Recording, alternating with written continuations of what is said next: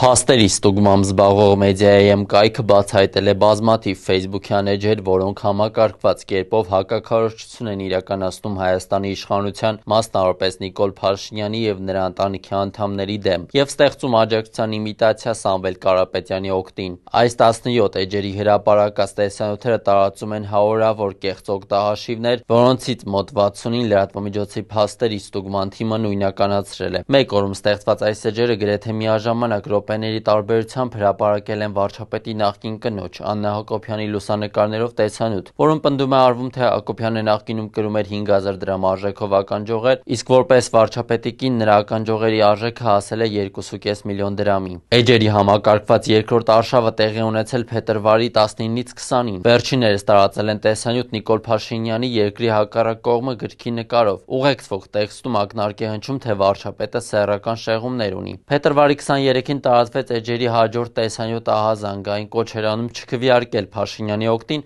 քանի որ վերջինս տարածքներ է բաժանում։ Փետրվարի 23-ին համակարգված արշավ սկսվեց Աշոտ Փաշինյանի, վարչապետի որդու դեմ։ Էջերը հրապարակել էին ենթադրաբար նրա մասնակցությամբ տեսանյութ և պնդում էին, թե վերջինս ծանր թմրանյութերի ազդեցության տակ է, չներկայացնելով ասվածն ապացուցող որևէ փաստ։ Հաջորդ օրը փետրվարի 24-ին գրեթե միաժամանակ հրապարակված տեսանյութերում պնդում է արվում, որ ընտրելով Նիկոլ Փաշինյանին, մարդիկ ձայն են տալու Ադրբեջանի նախագահ Իլհամ Ալիևին։ Մարտի սկզբից էջերն առավել ակտիվ տարածում են արհեստական բանականության կողմից ստեղծված տեսանյութեր, թիրախավորելով հիմնականում Նիկոլ Փաշինյանին և Աննա Հակոբյանին, ինչպես նաև հակադրելով Փաշինյանին Սամվել Կարապետյանի հետ, իսկ ավելի վաղ տարածված էր ԱԲ-ով ստեղծված մեկ այլ տեսանյութ, որում ադրբեջանական զորքերն էին իբր ներխուժում Երևան։ Կայքը հայտնաբերել է նաև Facebook-ում համակարգված աշխատող կեղծ օգտատերերի, որոնք տարածում են վերոնշյալ էջերի կողմից պատրաստված տեսանյութերն ու լրատվամիջոցների սոցիալական էջերում քննադատում գործող իշխանությանն ու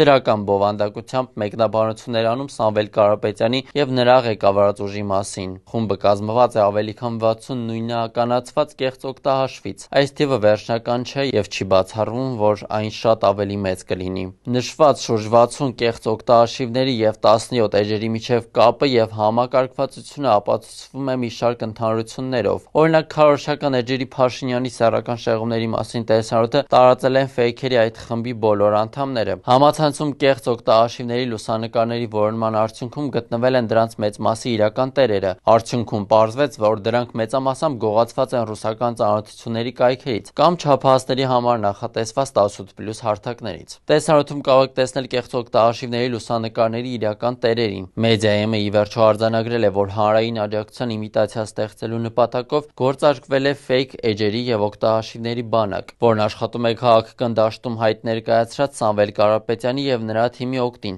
և ակտիվորեն քննադատում է իշխանությանը։